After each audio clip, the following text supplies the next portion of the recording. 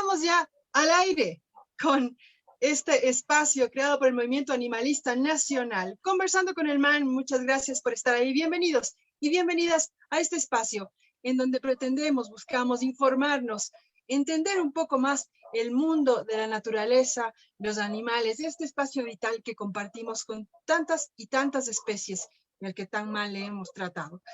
El objetivo de este espacio y de las acciones del Movimiento Animalista Nacional es finalmente romper esa extraña, rara, absurda pirámide que nos dibuja a nosotros arriba y todo lo demás abajo. No somos dueños de la naturaleza, somos parte de ella. Mi nombre es Maritza Rubianes y voy a estar con ustedes conversando con el MAN.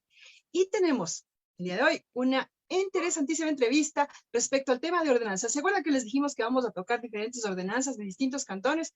Pues bueno, el día de hoy le tocó a la ordenanza de Santo Domingo de los Colorados. Vamos a conversar sobre esta ordenanza y además, como bonus track, porque aquí está un invitado súper especial, les tenemos una importantísima e interesantísima estudio que se realizó en 8 cantones diferentes del país y se hizo un análisis comparativo de las ordenanzas. Y vamos a conversar sobre si funcionan o no funcionan. ¿Es merengue o no es merengue?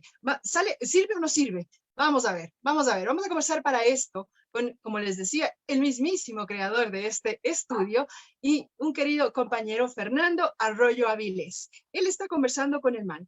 Magíster en Investigación de Estudios Socioambientales de la Facultad Latinoamericana de Estudios Sociales, sede Flaxo. Involucrado en el desarrollo de proyectos de protección animal y ambiental, con énfasis en políticas públicas y planificación urbana, esto desde el 2005. Es director general del Grupo Consultor Terra Animal desde el 2012. Es coordinador de comunicación y administración general de la Fundación. ¿Fuiste o eres todavía? Fuiste. Fue coordinador y administrador general de la Fundación Protección Animal Ecuador. También fue coordinador del manejo de fauna urbana del municipio de Quito, el distrito metropolitano, cuando recién empezó a hacer Urbanimal. Cuando dejó de ser Jesús y empezó a hacer Urbanimal, bueno, ahí estaba el FER. Es director ejecutivo del Fondo Ambiental, fue del distrito metropolitano de Quito y subdirector de la fauna urbana del municipio de Santo Domingo. O sea, él sabe. Me encanta que me haya mandado esto. Me dice, mi frase personal es, los animales sienten. Por tanto, los humanos tenemos obligaciones éticas para con ellos. Mi querido Fer Arroyo, es un gustísimo tenerte en Conversando con el MAN. Bienvenido. Mari, querida, muchísimas gracias por el espacio. Felicitaciones nuevamente al Movimiento Animalista Nacional, del cual orgullosamente con Terra Animal somos parte también, y a todos los compañeros que mantienen vivo este movimiento, pero a través de él, todas las intenciones que como pequeño grupo humano que somos, con nuestras propias queremos hacer algo por los animales, que en definitiva las acciones por los animales son acciones en última instancia por nosotros mismos, si queremos verlo de una manera incluso egoísta y antropocéntrica. Pero es así, o sea, su bienestar es el nuestro, su malestar es el nuestro, sus enfermedades son las nuestras. Y por eso este tipo de encuentros, este tipo de espacios son tan importantes, absolutamente importantes, porque nos permiten reconocernos como parte del reino animal, como tú dijiste, minar esa absurda barrera y esa absurda pirámide que nos dibuja, como tú mismo le dices reiteradamente, Mari, nos dibuja como superiores, nos dibuja en una cúspide y nos mentalmente nos han criado como para ver todo lo demás inferior a nosotros y por tanto susceptibles de explotación y de maltrato, cuando no es así. Así es, mi querido Fer. Primero empecemos con el chisme. ¿A qué se dedica Terra Animal? ¿Qué hace Terra Animal? Es buen chisme. Vamos a ver. Hagamos una muy pequeña anécdota para poder entender. Ah, yo me involucré como la gran mayoría de personas preocupado por un tema muy visible, ¿no? Normalmente son los animales callejeros, perros y gatos en este caso. Es lo que más cercano tenemos en las ciudades y lo que más nos suele sobrecoger. Yo me recuerdo de adolescente haber visto en un noticiero eh, el sector que ahora es el jardín, y antes de que fuera un redondel, ahí en el sector de la Carolina, aquí en Quito, bueno, era un redondel, pero en ese momento me recuerdo que yo no sé si tendría unos 14 o 15 años. Me recuerdo muy claramente de una historia que hablaba de un perro que había sido atado a un auto y había sido arrastrado por una avenida de aquí de Quito y en un sector ahora tan, digamos, concurrido como el sector del Parque La Carolina y del centro comercial que está ahí cerca. Me impactó bastante. Para ese entonces yo ya convivía con animales y una situación que me cautivó mucho porque fue de gran aflicción para mí, fue la muerte de mi perrito, pues que me acompañó durante 16 años prácticamente. Esas sensibilidades que yo creo que les ha pasado a muchos de ustedes, nos ha pasado a muchas personas, nos conectan, ¿no? Con otros seres, no solo con los animales, a veces te da una profunda tristeza por una planta que se marchitó y se murió, que era muy bonita, que dio fruto, etcétera. Y esas son sensibilidades muy propias, parte de la naturaleza. Y por supuesto nosotros razonamos, racionalizamos esos sentimientos eh, y los proyectamos en pasado y futuro. Los animales también sienten igual que nosotros. Tal vez no lo racionalizan de esa forma, aunque estudios demuestran que muchos primates sí pueden incluso proyectarse en futuro, pero más allá de ello, nosotros sí interiorizamos mucho. Pero bueno, igual que muchas personas, se comenzó sintiendo la problemática del animal callejero, por ejemplo. Y a partir de allí me involucré con grupos de amigos, encontramos lo que era entonces la Asociación Ecuatoriana Defensora de Animales, por ahí por el año 2001, posiblemente 2002, y nos involucramos con lo que se puede hacer. Después, bueno, ya dio paso a estudiar sobre el tema del fenómeno de los circos, de las peleas de perros, de las riñas de gallos, de las corridas de toros, de las que estuve muy involucrado más o menos entre 2004 al 2008, 2009.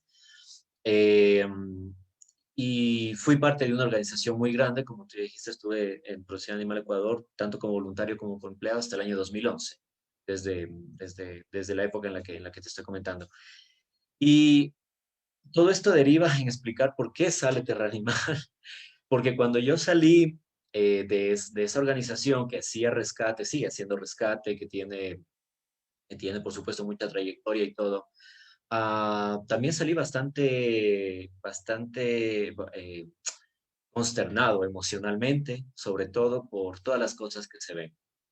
Yo me daba cuenta que muchísimo de lo que ocurre es, por un lado, por enorme ignorancia de las personas, de los seres humanos, es más una dosis de maldad que sí existe, de perversión, más desconocimiento, ¿no? Entonces, después de salir tan consternado, como digo, me propuse de manera personal un reto que se afianzó cuando viví durante algunos meses en la Amazonía, en un centro de rescate, que fue una de las cosas que me cambió la vida.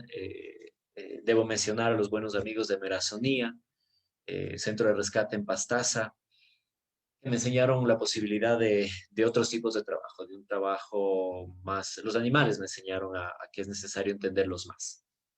¿A qué se dedica entonces para todo esto Terra Animal?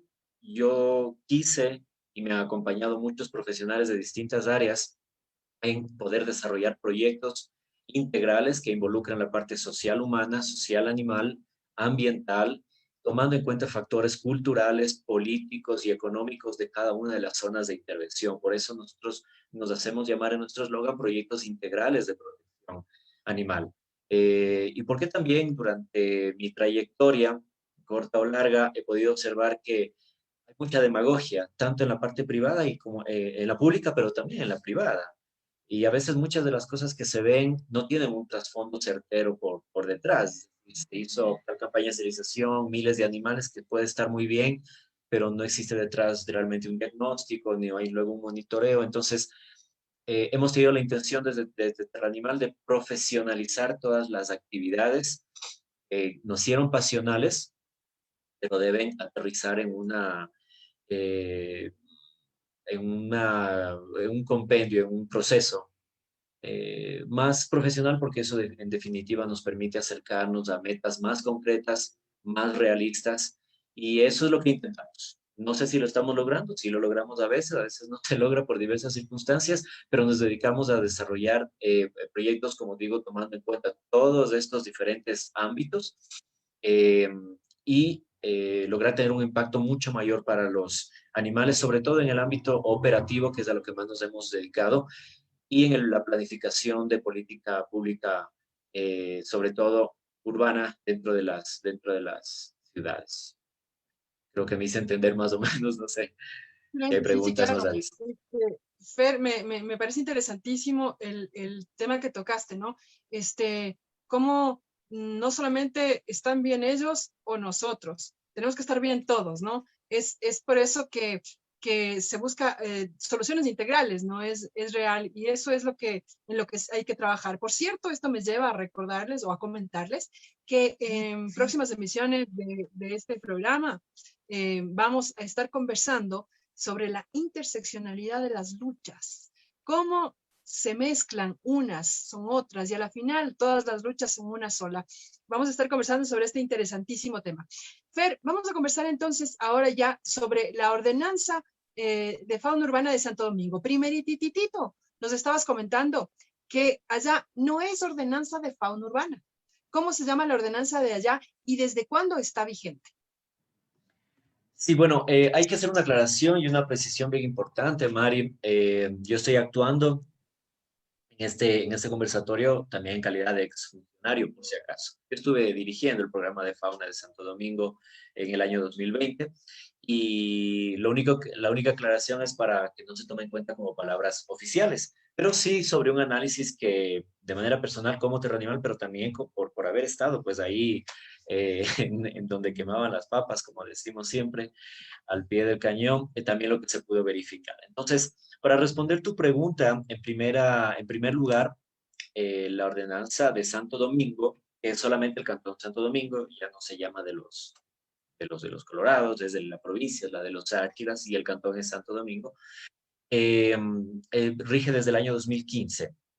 Esta, a su vez, es una reforma de una ordenanza anterior y, por tanto, su título dice Reforma a la Ordenanza que regula las condiciones en que deben mantenerse a los perros y a otros animales domésticos en el Cantón Santo Domingo. Es del año, como dije, del año 2015 y desde ese punto de vista, lastimosamente, no es una ordenanza que esté actualizada y compatible al Código Orgánico del Ambiente, normativa superior y su respectivo reglamento, el cual data del año 2019. Por tanto, debemos empezar diciendo que es una legislación que sí necesita ser actualizada y de hecho, hasta donde yo conozco, porque así lo hicimos en 2020, se dejó ingresando una propuesta de ordenanza ya compatible, cual por supuesto fue apoyada por el MAN en base al modelo de ordenanza que se desarrolló junto a diversas autoras eh, que manejaron este tema de los modelos de ordenanza que ha sido de mucha utilidad en muchos campos. Interesantísimo, Fer, puntualizar esto, ¿no?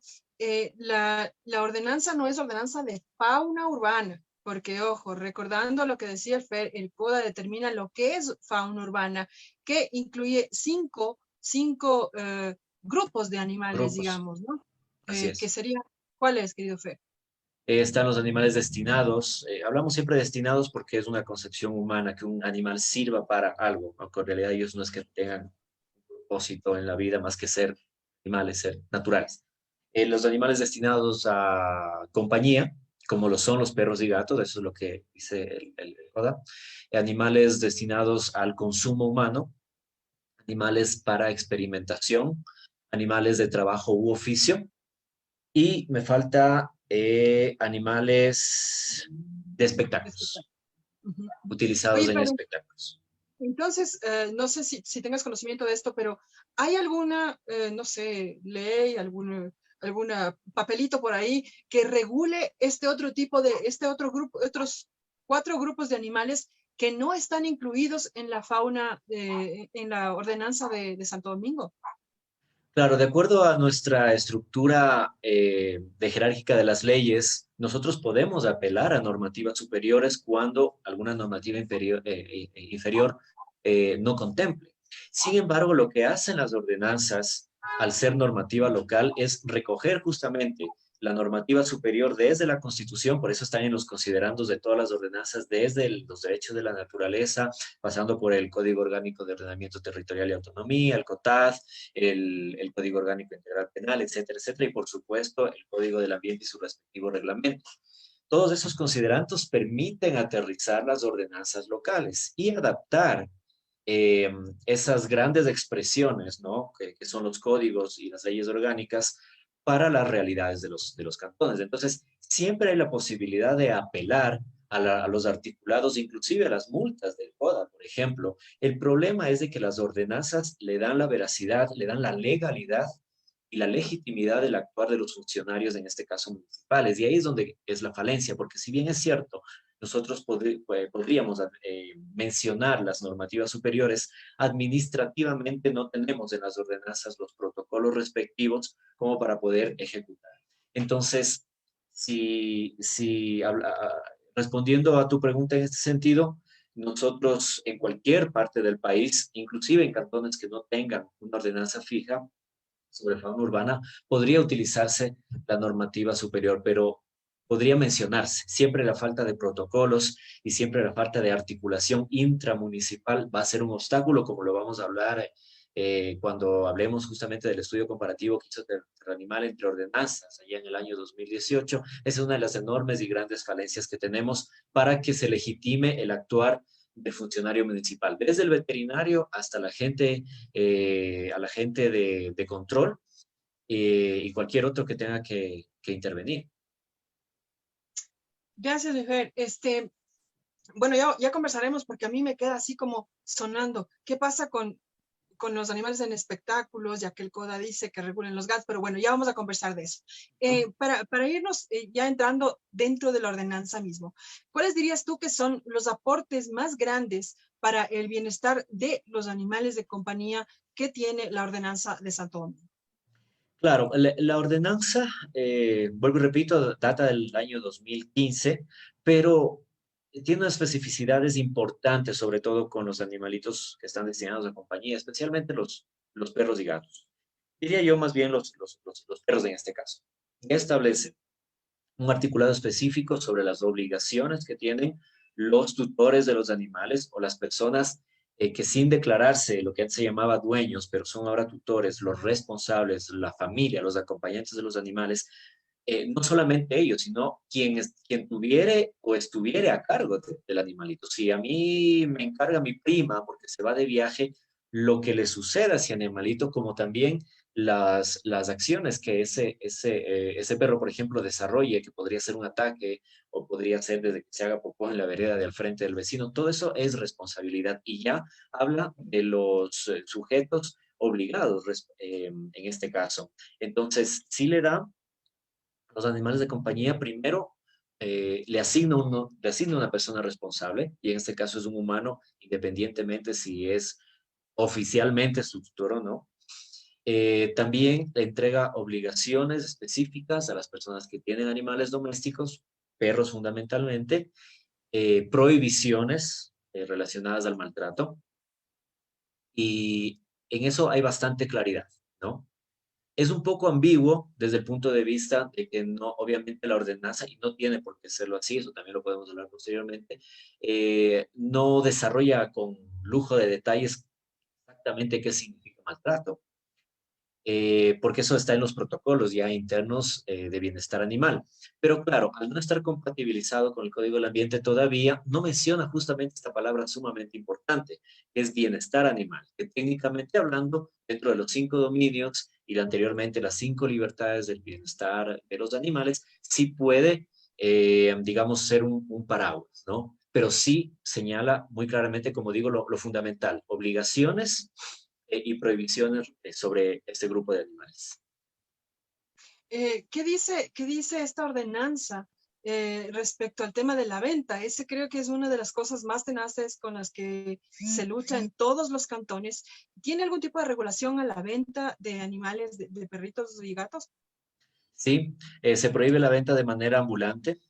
De manera ambulante, uno de los logros que con el equipo de fauna del año anterior se tuvo ahí en Santo Domingo fue Es un éxito lastimosamente pequeño, pero de todas maneras un mercado muy importante que hubo allá durante mucho tiempo que se llamaba el mercado 3 de julio, de la avenida peatonal 3 de julio, cesó sus actividades comerciales con animales de compañía, perros y gatos.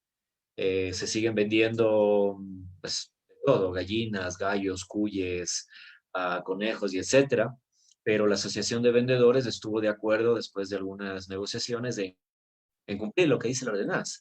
Bueno, ni siquiera debería discutirse eso, y siempre debieron haberlo respetado, pero en todo caso eso se cesó. Entonces la venta ambulante de animales está prohibida y es susceptible de una sanción administrativa. Situación que, por supuesto, como sucede en la gran mayoría del país, lastimosamente no puede cumplirse a rajatabla porque es literalmente un juego de policías y ladrones. Eh, es decir, la gente vende por necesidad, sí, pero está prohibido. Pues entonces hay que estar atrás de la gente, un poco se les pone un poco de miedo, se mete un poco de miedo, tal vez lo dejan de hacer, pero volverán a otra calle o volverán a otro lugar. Pero en todo caso, mercados como es que están sobre la vía, como era el de 3 de julio, dejó de vender animales eh, y eso es, digamos, lo más importante en ese sentido. Interesante porque es como un poco sentar un precedente, ¿no? Al menos no dejamos que instalen un mercado. O sea, Ah, que estén corriendo por aquí y por allá es pues pelea de todos los días, pero por lo menos no dejamos de instalar un mercado. Tenemos preguntas acá de las sí. personas que están siempre conectadas. Muchísimas gracias. Pamela Panamá Abril, ella es ya habitual de los conversatorios. Me encanta. Gracias, Pamela. Es importante que a la par de una ordenanza vaya de la mano la ordenanza de un reglamento municipal para que de esa manera se pueda hacer cumplir las sanciones que indica la ordenanza. ¿Qué tan importante, Fer, es el reglamento de la ordenanza? Los reglamentos de las ordenanzas, en mi experiencia, ayudan a aterrizar de mejor manera justamente esta normativa local, porque desmenuza, llamémoslo así, mucho más los articulados, otorga ya otro tipo de definiciones que podrían en una ordenanza tal vez no estar contempladas demasiado específicamente. Pero también en mi experiencia y con toda honestidad yo debo decir que a la final lo que constituye el éxito en la aplicación de una ordenanza es el desarrollo de los protocolos técnicos. Protocolos que son mayormente veterinarios, por supuesto, porque tiene que especificarse todo tipo de tratamientos preventivos, curativos, pero también otras actividades como las causales de eutanasia, que normalmente las ordenanzas hablan de dichas causales, pero ya en los protocolos tienen que establecerse, por ejemplo, mecanismos de cuantificación o cualificación que permitan apoyarse y tomar una decisión que normalmente es muy triste, siempre es muy triste, pero a veces extremadamente necesaria. Entonces, los protocolos técnicos son los que ayudan a viabilizar y operativizar el bienestar para los animales. Y en ese sentido, el equipo de fauna, tanto desde el punto de vista administrativo como técnico veterinario, médico veterinario, tienen un rol fundamental. Y yo decía que los protocolos son mayormente técnicos veterinarios, pero también son administrativos y tienen que tomar en cuenta las capacidades que tiene el gas municipal, por ejemplo, en un refugio municipal, las capacidades que tienen de la aplicación de servicios veterinarios de medicina preventiva y todos esos protocolos tienen que estar regularizados. Entonces, un reglamento ayuda muchísimo y sería lo óptimo tener ordenanza, reglamento y los protocolos, pero el gran ausente en las legislaciones locales son los reglamentos, porque toman más tiempo, porque tienen que volver a expedirse a través de consejo, porque normalmente los tiempos de las disposiciones transitorias que derogan, por ejemplo, una ordenanza anterior, obligan la creación, por ejemplo, de un centro de bienestar animal y etcétera, son plazos que en la práctica son muy cortos. Cuando dicen 90 días, 60 días, incluso 180 días, a veces es muy, muy complicado. Quienes han estado también en servicio público y sobre todo en estos sectores donde la carencia de profesionales es grande. Hay unidades de uno, literalmente, unidades de fauna urbana de una persona, que tiene que hacer Ah, absolutamente todo, desde compras públicas hasta las inspecciones por maltrato. Entonces, eh, yo considero que, que la acción protocolaria y la planificación estratégica administrativa son fundamentales para poder viabilizar las ordenanzas. buenísimo, Fer. Pamela Panamá Abril se nos aloca y nos hace una pregunta súper, que genera mucha polémica. Vamos a ver qué opinas, mi querido Fer. Dice, ¿qué opinan de que en una ordenanza se proponga prohibir y sancionar a personas que alimenten a perros y gatos en estado de calle? Ujú. ¿Acaso esto no vulnera el derecho del acceso, del acceso del animalito al alimento diario? Nos pregunta Pamela. Es una pregunta fuerte. Se nos rayó la Pame. Es una pregunta sumamente interesante que tiene que ser abordada desde varios puntos de vista. Cuando hablamos de ética en general, hablamos de dos pilares fundamentales. La ética procura analizar las acciones humanas en dos ámbitos, el de la beneficencia y el de la no maleficencia, es decir, qué estamos haciendo bien, qué hacemos, qué significa hacer el bien y qué significa no hacer el mal. Desde el punto de vista ético, y dado que nosotros como humanos conscientes y responsables tenemos deberes para con los animales de no infligirles sufrimiento, ¿no? Y procurar su bienestar, sería maleficencia y beneficencia.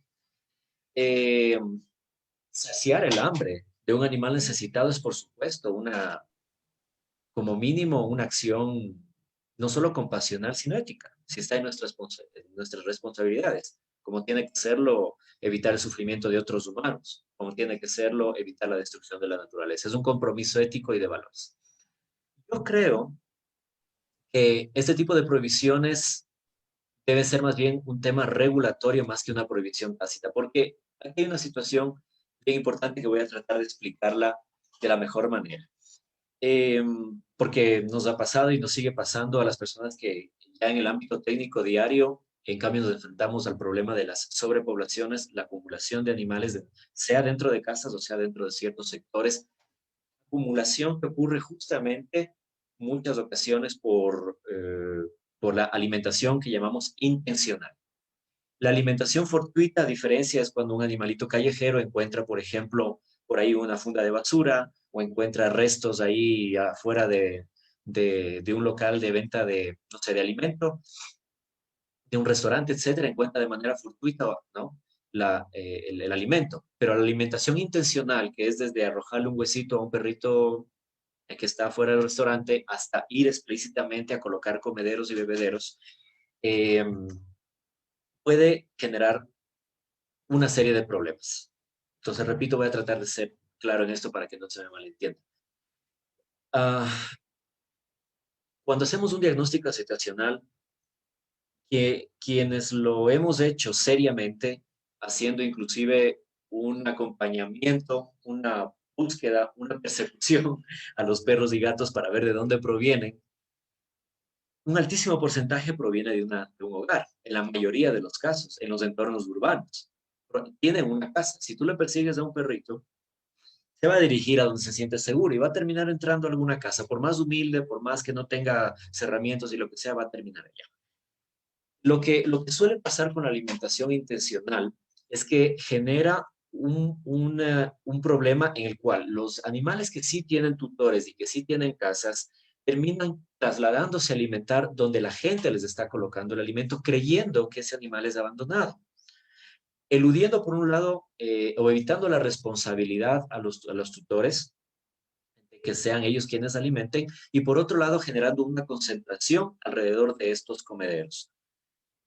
Nos ha pasado, cuando yo estuve aquí en Quito, nos pasaba en muchísimos lugares y un caso muy particular es en una vía acá en Quito que se ha hecho llamar la Avenida de los Perros, donde haciendo las entrevistas, ¿cierto? Donde haciendo las entrevistas a las personas que moran ahí alrededor, ellos nos dicen, estos perros son de nosotros, de los vecinos. El asunto es que se han acostumbrado a que la gente por la vía les eche un pan o les coloque comida en estos comederos y por tanto ya no pasan con nosotros, pasan apostados en la vía porque saben que la fuente de alimentación ahí es mejor o más frecuente inclusive, o más sabrosa posiblemente. Pero uno de los problemas principales es, primero, el animalito deja de ser el animalito de casa y se transforma prácticamente por así sea la mejor intención de los humanos, se transforma en un animalito que ya no está en esa casa, que se va a trasladar en este caso a una calle esperando algunas migajas de pan. Hay personas que han abusado de esta situación de los comederos, por ejemplo, para colocar ahí justamente el veneno a los animales. Comederos que no están supervisados constantemente, cuya agua no es cambiada frecuentemente, que no son lavados y todo, como sucede con nuestros animalitos de casa. Eh, Son fuentes de contaminación. Hemos encontrado comederos oxidados por completo, con clavos, con tachuelas, que también les pone ahí la gente, especialmente para envenenarles, para hacerles daño.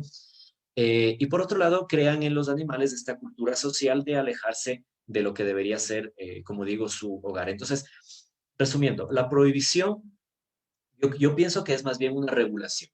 Y yo sí considero de que simplemente alimentar sin hacer un estudio previo de dónde provienen esos animalitos, realmente son abandonados. Simplemente alimentarlos puede generar ese tipo de situaciones, inclusive, como digo, en detrimento del animal. Y hay una cosa importante también. Compartir comederos comunes o bebederos comunes puede ser también una práctica que podría llevar a la transmisión de enfermedades.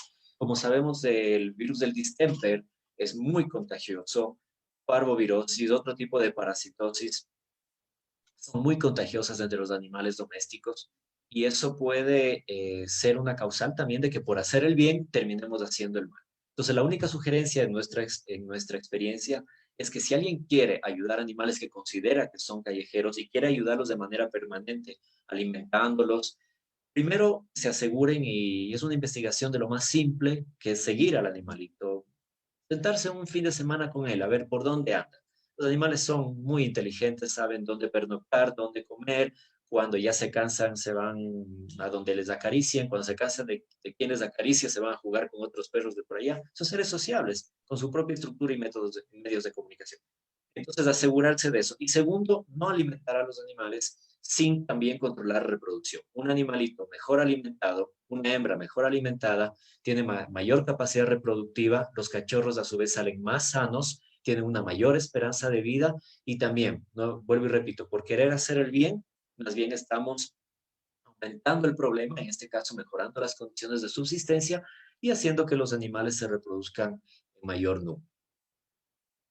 Exactamente, Fer, terminaste con lo que yo iba a aumentar. Justamente un animalito que está mejor alimentado, las hembras se reproducen más exitosamente y los machos caminan muchísimo más para encontrar una hembra viable. Así es que sí, en efecto, lo que nosotros solemos sugerir desde Catman y Doggin es, si quieres formarte una manada a la que alimentes permanentemente, haz este trabajo que dice el PER, ¿no? Una pequeña investigación, cuántos animales más o menos son, cuántas hembras son, y esterilízalos primero.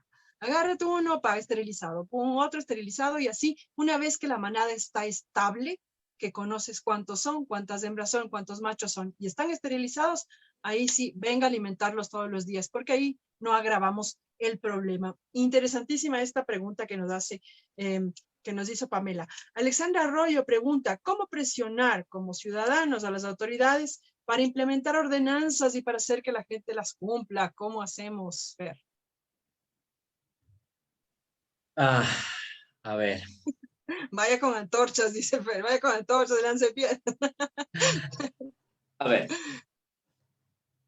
como todo en la vida, a ver, al ser humano no le gustan las prohibiciones. Partemos de ahí. Eh, Nosotros hacemos en los proyectos integrales estudios culturales también. Cuando hacemos entrevistas con la gente, notamos que evidentemente tienen, por ejemplo, el hecho de tener animalitos fuera de su casa en los sectores rurales, por ejemplo. Y por eso es que Muchas ordenanzas cantonales que tienen una gran discordia entre sectores urbanos y rurales no pueden aplicarse tampoco, porque uno va a los sectores periféricos, periurbanos que se llama, y parroquias rurales de un cantón, como es Guayaquil, como es Quito, como es Cuenca, y las realidades son muy diferentes. Entonces, cuando hacemos ese tipo de investigación social, el perro, y más aún el gato, es un animal de fuera, es un animal de fuera de la casa. No porque le tengan como menos. A veces los quieren mucho y pasa muchísimo que los quieren mucho, pero justo porque los quieren mucho, la gente dice es que no lo puedo tener encerrado en cuatro paredes. Ese animal es libre. Ese animal es libre, entonces tiene derecho a correr por el campo, vastos campos que hay, acompañar a las chacras, a la cosecha, a la siembra, y los gatos más aún, son animales que tienen que pasar afuera. Es una situación cultural, entonces de la mente de la gente, de esas personas, la libertad del animal es lo que prima, aunque la ordenanza diga que tienen que tenerles cerrados y evitar que salgan. Entonces, es un tema cultural y desde el punto de vista de ser cultural, lo que nos corresponde a todos, tanto a las autoridades del sector público como también a los activistas, al sector privado, a los veterinarios que tienen su consulta, es promover la sensibilidad hacia las necesidades del animalito. Y dependiendo de su especie, dependiendo de su condición, dependiendo de su edad. Lo primero y fundamentalmente es la sensibilización. Y yo parto casi siempre, bueno, siempre hablo primero del proceso de sensibilización antes de la educación. Una persona que no es sensible, que no logra desarrollar el concepto de siente y percibe el mundo a través de sus ojos, ¿no? De sus sentidos.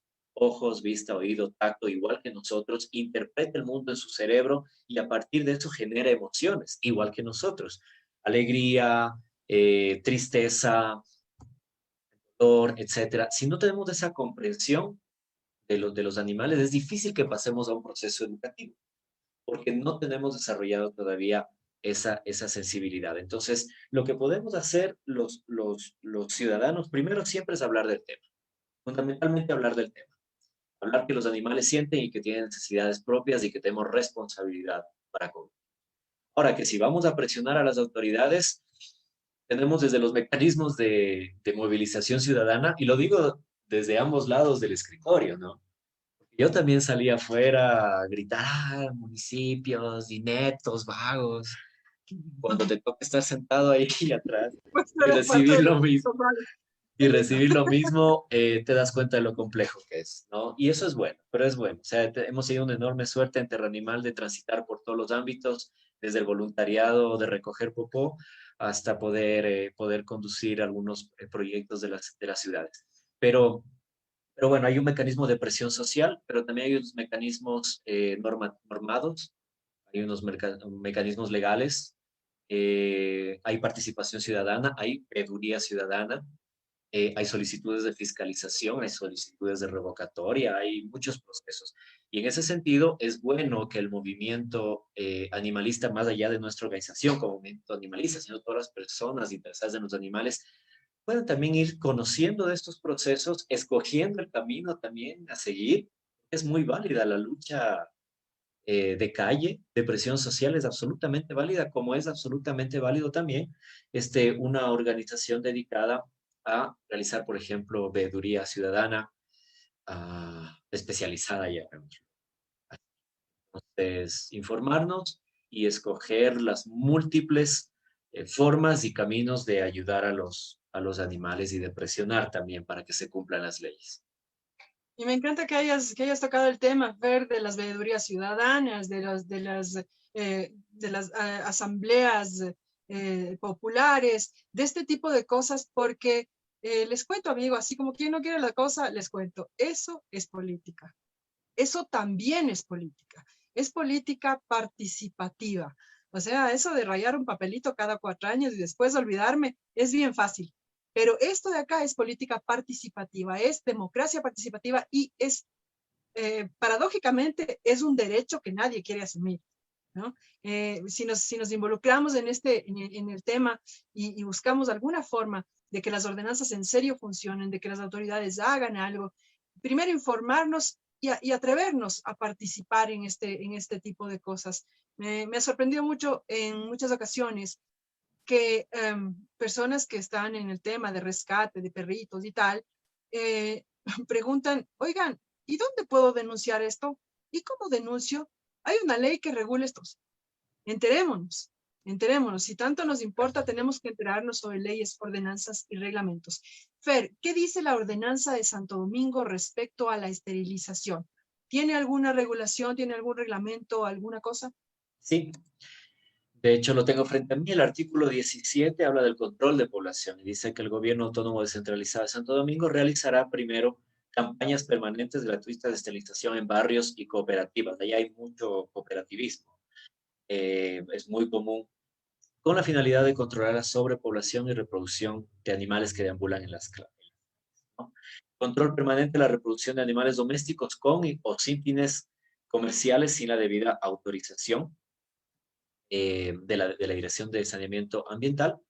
Procesos, dice, recuperación, esterilización y adopciones públicas, campañas de difusión de la ordenanza, un registro también de los animales de compañía y la realización de censos y también de las personas que maltratan. Todas esas son obligaciones y también los servicios de control de población que ofrece para los animales de compañía el GAD de Santo Domingo. Situación que se cumple por múltiples motivos, sobre todo de carácter económico, no por completo. Eso hay que decirlo. Creo que hay prácticamente ninguna ciudad realmente en el país está cumpliendo al 100% su ordenanza, pero al mismo tiempo yo de manera personal lo comprendo al 100%. La situación de la administración pública es sumamente compleja, más aún en estos tiempos.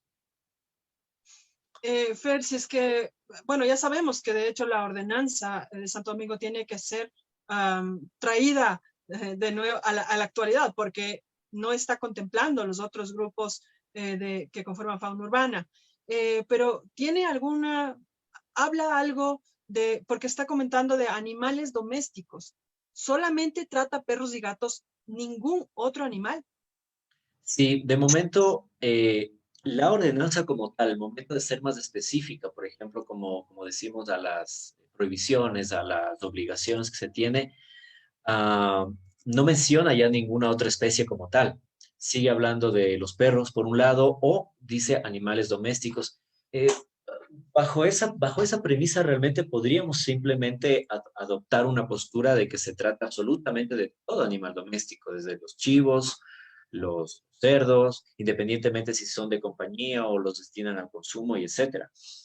Pero en la práctica, la capacidad operativa que tienen en general los municipios, Santo Domingo no es la excepción, es sumamente corta para poder resolver los problemas de todos los animales. No es culpa de los funcionarios, no es culpa, creo yo, de los directivos, es un problema sistémico, definitivamente también. Eh, Mira, Mari, para las personas que nos están escuchando, un programa de manejo de fauna de cualquier ciudad de este país quiere realmente cumplir lo que dice el Código de Ambiente, su reglamento, y realmente cubrir todos los grupos animales, necesitaría como mínimo, mínimo, mínimo, tener un médico veterinario especialista en cada uno de estos grupos. Y adicionalmente, aparte de los 5 grupos que hemos mencionado, el reglamento del Código del Ambiente habla también de generar las políticas y las condiciones materiales para la fauna urbana silvestre. Ujú. Y también habla de las especies sinantrópicas que pueden llegar a una condición de plaga como son los roedores. Entonces, esas son especializaciones también ya técnico-veterinarias, médica-veterinarias. Un profesional especializado en medicina de pequeñas especies no tiene tampoco que ser un experto en fauna urbana silvestre. Y además esa fauna urbana silvestre depende no es lo mismo estar en Yatzatza que estar en San Gabriel. Hay especies muy diferentes. Hay iguanas en unos lugares, hay pelícanos en otro. Entonces, desde ahí hay la necesidad de ir especializando también la medicina veterinaria y, por supuesto, la planificación urbana dependiendo de cada cantón. Interesantísimo, Fer. Entonces hay todavía mucho camino que recorrer en todas las ordenanzas y en la ordenanza de Santo Domingo, pues estamos atrasaditos también. Fer, conversando, había empezado diciendo que ustedes, como Terra Animal, hicieron un estudio súper interesante, justamente que va al tema de las ordenanzas. Fíjate cómo se fue metiendo el asunto de las ordenanzas y su operatividad. Esta es una evaluación de planes operativos de manejo de fauna urbana en 9 cantones del Ecuador. ¿Cómo fue el trabajo? ¿Quiénes estuvieron involucrados? ¿Qué cantones regularon? ¿Y cuál era el objetivo principal de este trabajo? Correcto. Ese trabajo que resultó muy interesante de realizarlo porque implicó también viajar por esos diversos cantones y reconocer la particularidad de cada uno de ellos. A veces no importaba si eran contiguos, eran ya situaciones diferentes, ¿no? El objetivo fue justamente fue un interés muy particular, o sea, realmente la intención era comparar si es que, primero, qué decían las ordenanzas y después cómo se ejecutaban, ¿no? Entonces, ese estudio se realizó en 2018. Yo desde ese punto de vista también tenemos que anticipar de que algunos de los datos, claro, ya son antiguos, sobre todo porque en el año 2019 hubo múltiples procesos de, de actualización de las ordenanzas por los cambios de alcaldes, o actualización de los procesos o actualización de los programas de manejo de fauna por los cambios que hubo en los gobiernos seccionales, tanto municipales como. Entonces, nosotros analizamos 9 cantones, a saber exactamente son Durán, Guayaquil, Manta, Portoviejo, Quito, Santo Domingo y Sucre, junto con Ambato y Cuenca también. Entonces, comparamos varias cosas. Primero, el año de promulgación de la ordenanza. Después, cómo estaba conformada su estructura, ¿no? Si había un equipo técnico, había un equipo técnico operativo, un equipo administrativo. También el título estaba de acuerdo con su objetivo, como tú hiciste notar, en Santo Domingo habla mayormente, dice, de los animales, perros y otros animales de compañía, pero se fija más en los perros, y eso pasa en la mayoría de las ordenanzas analizadas. Un aspecto importante fue qué visión moral les da a las especies, y realmente en ninguna de ellas se menciona a los animales como seres que tienen capacidad de sentir. Se habla de los derechos de la naturaleza, pero no hay una definición del animal con esta capacidad de sentir, lo cual es una situación básica para su protección, ¿no? Y bueno, analizamos porque entrevistamos también a los responsables de los programas o a los técnicos de los programas de cuáles son los aciertos y cuáles son también los principales problemas que tienen que enfrentar. De manera general, lo que tenemos que decir es que todos los cantones adolecen de falta de personal. Hay cantones, como digo, que es una sola persona, son 2 personas. Hay equipos donde había más gente, había 6, 7 veterinarios, pero aún así siempre será insuficiente. Y el otro grave problema era también la falta de una visión de planificación a largo plazo. Los programas de fauna en su estructura no estaban consolidados o no estaban bien documentados. Es decir, no, es muy difícil conseguir que un cantón te diga, bueno, mira, este es el programa de manejo de fauna de aquí a 10 años, ¿no? Todo se hace en el cortoplacismo. Es muy cortoplacista y lastimosamente también tiene mucho que ver con la visión de la máxima autoridad de turno, si le interesa o no le interesa. Y esto lastimosamente, es un problema de institucionalidad pública desde nuestro punto de vista. Y deberían trazarse planes quinquenales y no son decenales de manejo de fauna, porque viene una nueva administración, deshace todo lo anterior, no reconoce nada de lo hecho anteriormente y prosigue de acuerdo a lo que le parece. Puede ser que sí esté en el ámbito de lo legal, pero en cambio todo el proceso histórico eran también recursos públicos que se utilizaban. Entonces esos son los grandes problemas, la falta de planificación y sobre todo la falta de personal para poder cubrir las necesidades de los programas. Interesantísimo, Fer. Me recuerdas un poco conversaciones que tenemos en los chats con las compañeras de Pujilí, de Ambato, de Riobamba, y dicen, ay, estamos preocupadas porque a este alcalde no le gustan los perros.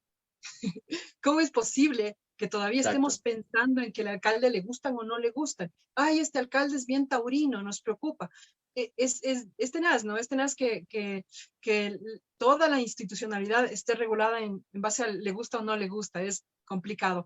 Bernardo Bortaire nos pregunta, de manera general, ¿qué herramientas necesitan los GATS para poder dar abasto con lo que mandan las ordenanzas? ¿Cuál sería el kit básico que debe tener un GAT para funcionar con una ordenanza?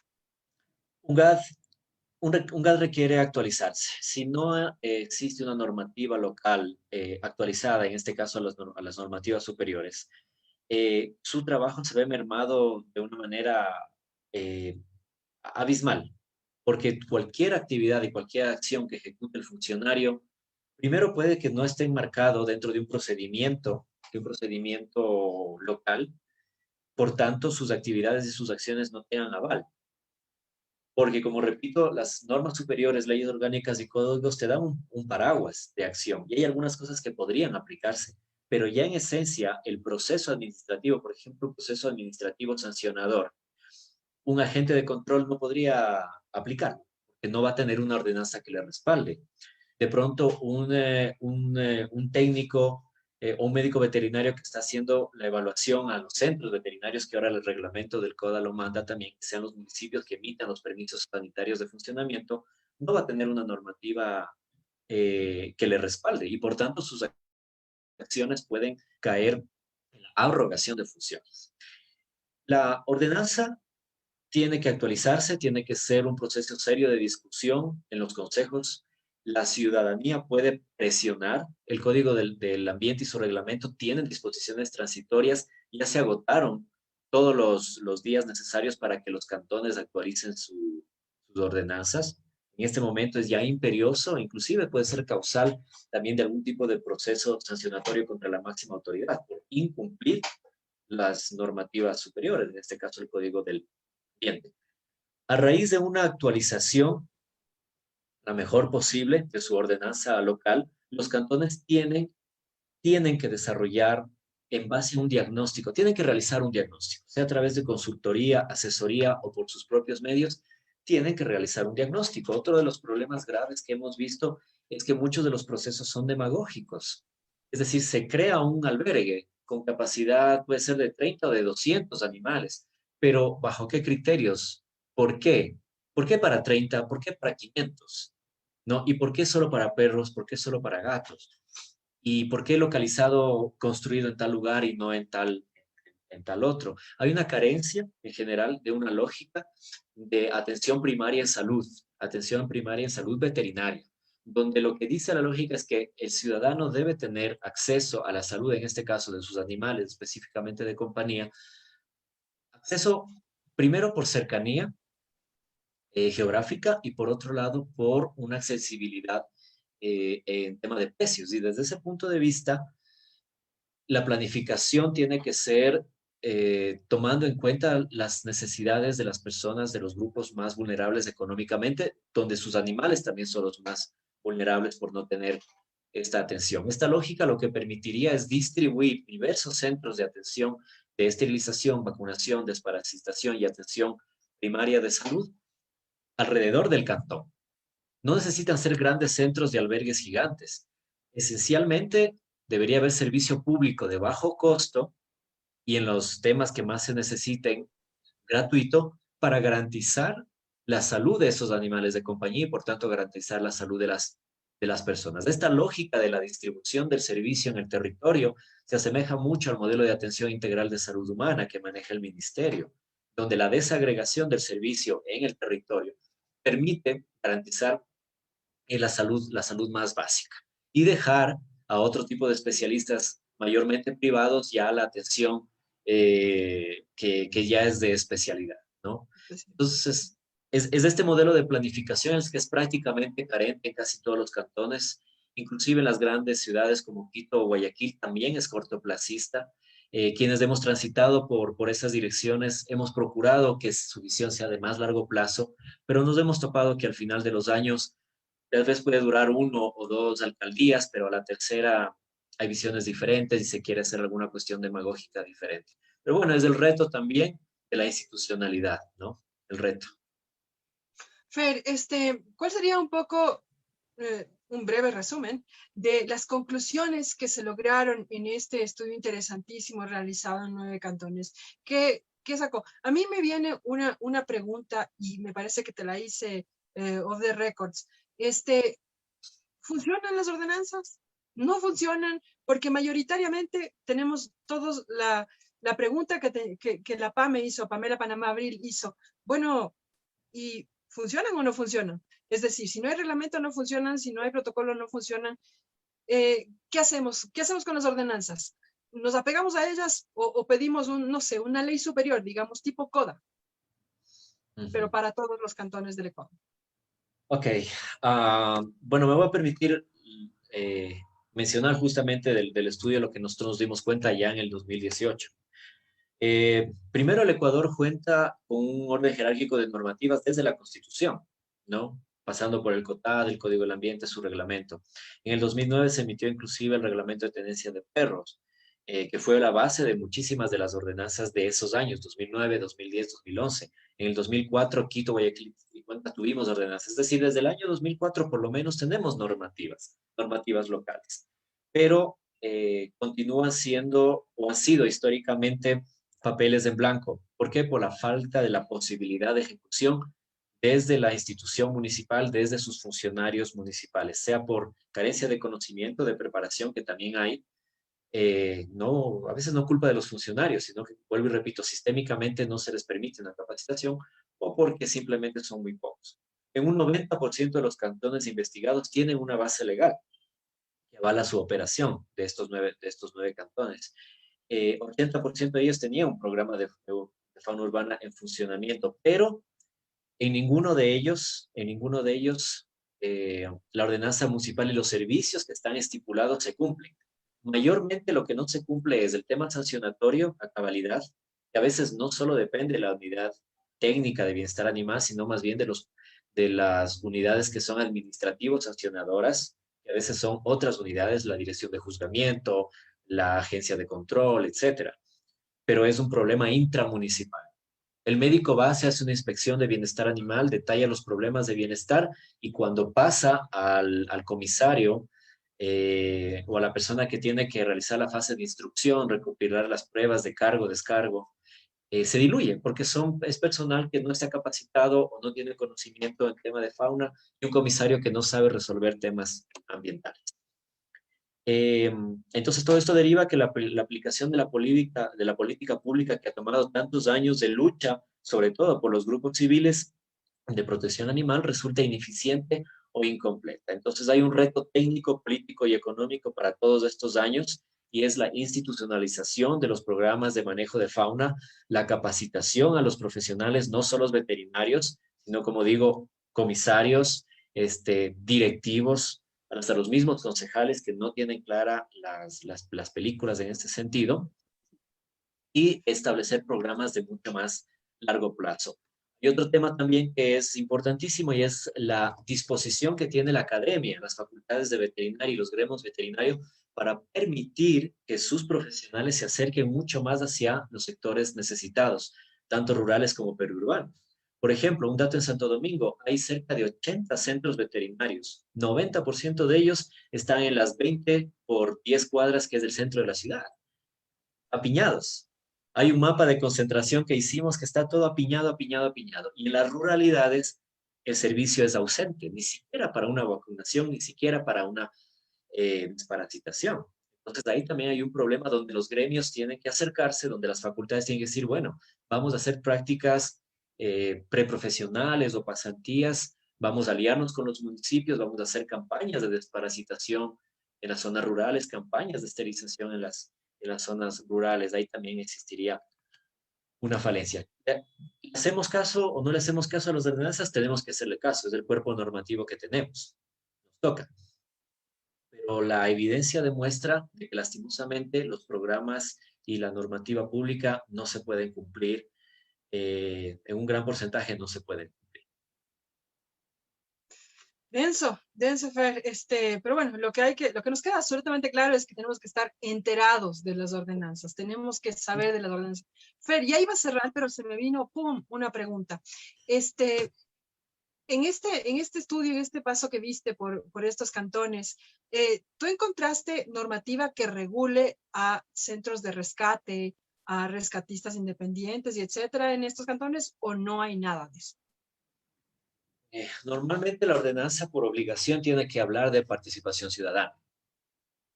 Lo que ocurre con los articulados de las ordenanzas normalmente dice que se podrá establecer convenios de participación, se podrá establecer acuerdos. Mayormente se refiere a organizaciones que tengan carácter jurídico, o sea, que tengan personería jurídica. Algunas ordenanzas permiten más flexiblemente que se puedan aliar con sectores de sociedad civil, sociedades de hecho, por ejemplo, asociaciones. Pero habla más que nada como de establecer mecanismos como convenios, de establecer acuerdos. Eh, no, no hablan las ordenanzas específicamente de una regulación para estos grupos. No lo hacía, por lo menos en el estudio comparativo del año 2018. Yo de manera personal no veo bien que haya una limitación en la participación ciudadana. Debería poder participar la Asociación de Damas Adultas Mayores del barrio 1, del barrio X, porque están en su derecho de, además de ayudar a los animales de su zona. No tendrían por qué ellas tener que tener personería jurídica y todo para poder hacer un trabajo efectivo. Y de hecho, así hemos trabajado nosotros con la sociedad civil. Es un derecho el de la participación, es un derecho el de la demanda social, de involucrarse también en los presupuestos participativos y involucrarse en los planes. El año anterior hubo actualización de los planes de ordenamiento territorial. En Santo Domingo se participó en ese sentido. Ojalá en otros cantones la sociedad civil haya podido participar en el plan de ordenamiento territorial, de desarrollo territorial de su cantón, tomando en cuenta a los animales. Y esos son los procesos donde hay que estar pendientes, donde hay que tener conocimiento para poder también como sociedad civil ingresar con propuestas serias y viables. Excelente, Fer. Nos vienen unas dos preguntitas, las del estribo. La Shadi, querida Shadi, ¿cómo estás? Gracias por estar ahí. Fer, ¿qué opinas? Aquí está. ¿Qué opinas de la ley que contemple una obligatoriedad para los veterinarios que reportan maltrato animal si llega a la consulta, un caso, a su consulta diaria? Está interesante esto. ¿Qué opinas de esto, Fer?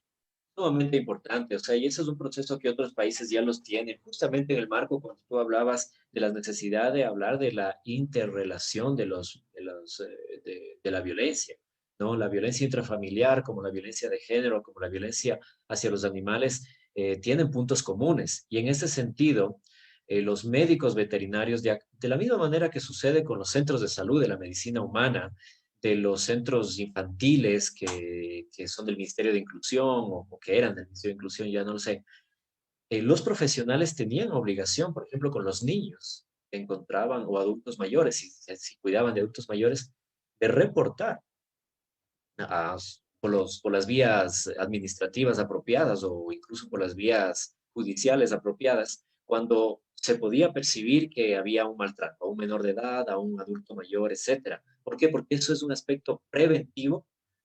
Realizar esa investigación previene que el infractor, que la persona violenta, se perpetúe en esos actos. De la misma manera, tiene el médico veterinario que ser un puesto centinela para reportar por las vías administrativas que fuera, sea el municipio, sea la fiscalía, sea los cuidados de contravenciones, etcétera, la posibilidad, porque técnicamente hablando el médico está ahí, puede determinar que hay unas lesiones que son además comunes, reiterativas, fracturas que son primero una pata, luego la otra pata, primero un ojo, luego un ojo, esas cosas pasan.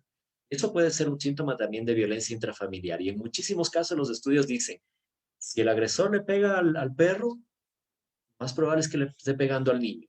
Se hacen los estudios, tanto perro como niño van a tener hematomas, van a tener golpes, van a tener fracturas, van a tener lesiones.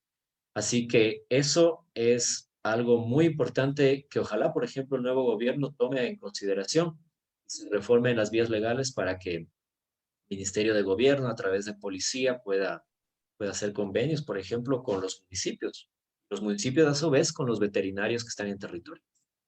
Sería interesantísimo, Fer, sí, un indicador de violencia intrafamiliar es, por supuesto, la agresión hacia los más débiles, animales, niños, ancianos, mujeres. Ruquitos Felices Jade nos dice, en Quito, igual la MC solo retira a los animales. Los agresores o malos tenedores no reciben sanciones. Y eso cuando retira a los animales. A veces el perro está famélico en la terraza, hecho pedazos y no ven que esté nada malo. Y se queda el pobre animalito ahí, es terrible, así es.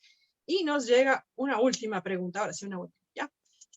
Nos dice, se debería tomar en cuenta la mayor prioridad a la sensibilización. Por esta razón, ¿piensas que debería existir mayores esfuerzos para crear normativa que incluya la sensibilización hacia otras especies desde las escuelas? Correcto.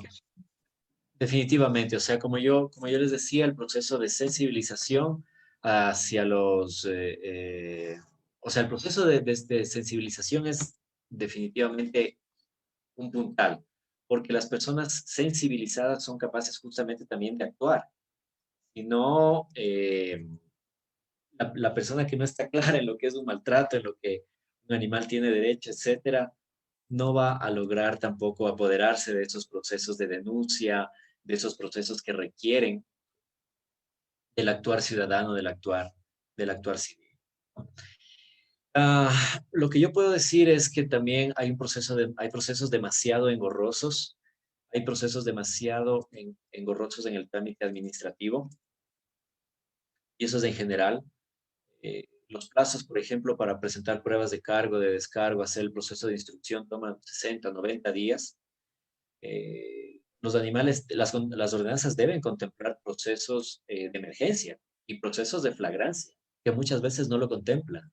Se espera que pase este debido proceso administrativo sancionador 9 meses entre notificar, hay que notificar al denunciado, pero no está en la casa, hay que esperar 2 semanas hasta que nuevamente se le pueda llamar, cosas así, hasta mientras el animal sigue allí. Los procesos tienen que ser mucho más dinámicos dentro del ámbito administrativo municipal. Y en ese sentido, los protocolos y las interacciones, las acciones intramunicipales entre todas los que tengan competencia, tienen que ser mucho más claras, específicas, y eso normalmente no ocurre porque también significa mucha más carga laboral para las diferentes instancias, pero eso tiene que hacerse y tiene que demandarse a los consejos municipales los recursos que se necesitan, tanto económicos como profesionales.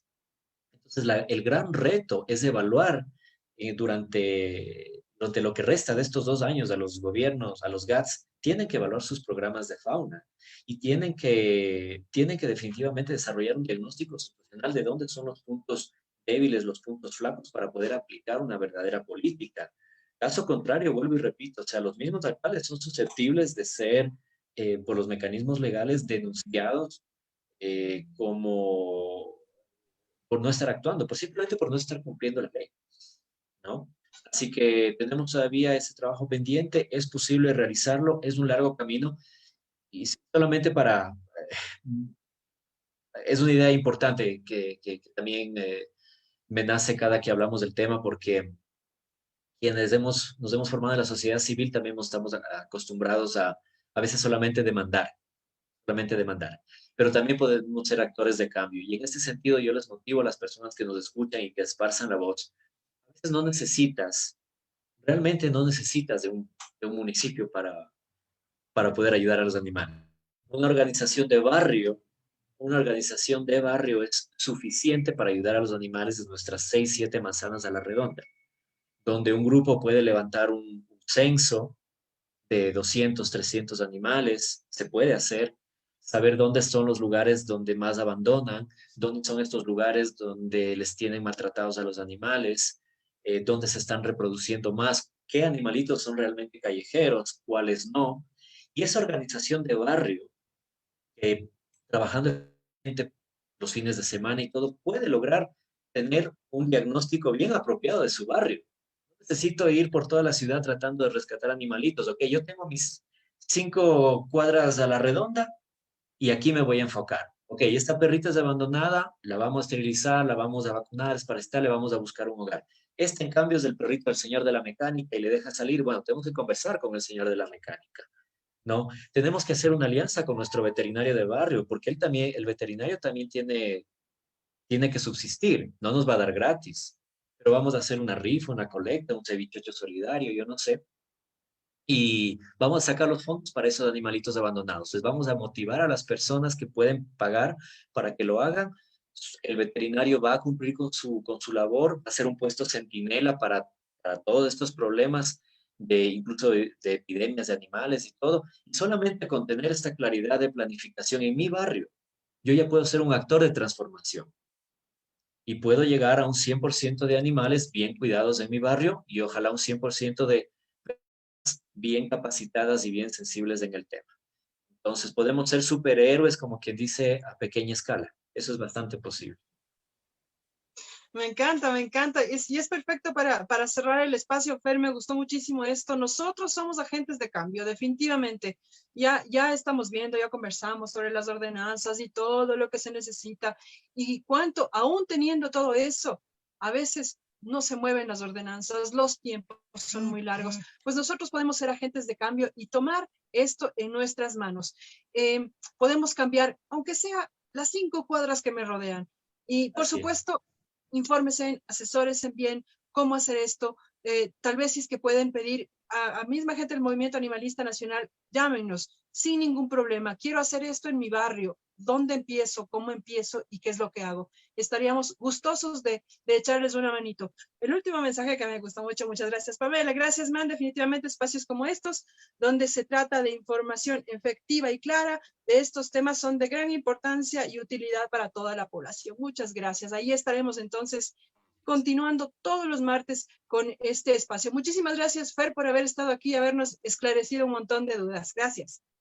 Muchísimas gracias a todos ustedes y recuerden siempre, los animales sienten, perciben el mundo igual que nosotros y tienen todas sus ganas de vivir. El ser humano no tiene por qué coartar esas ganas de vivir y de ser felices a los animales. Y felicitaciones a todos quienes están poniendo su granito de arena por esta causa tan importante. Muchísimas gracias a todos y todas. Gracias por haber estado aquí, como todos los martes, en Conversando con el Man. Ya saben, el próximo martes estaremos topando otro tema súper interesante. No se lo vayan a perder. Este espacio fue creado por el Movimiento Animalista Nacional con la finalidad de romper esa extraña, rara, loca, absolutamente loca pirámide que nos dibujaron en la cabeza, donde nosotros estamos arriba y ellos siempre están abajo. No somos dueños de la naturaleza, somos parte de ella. Mi nombre es Maritza Rubianes, voy a estar el próximo martes con ustedes en Conversando con el Man. Gracias. Adiós, gracias.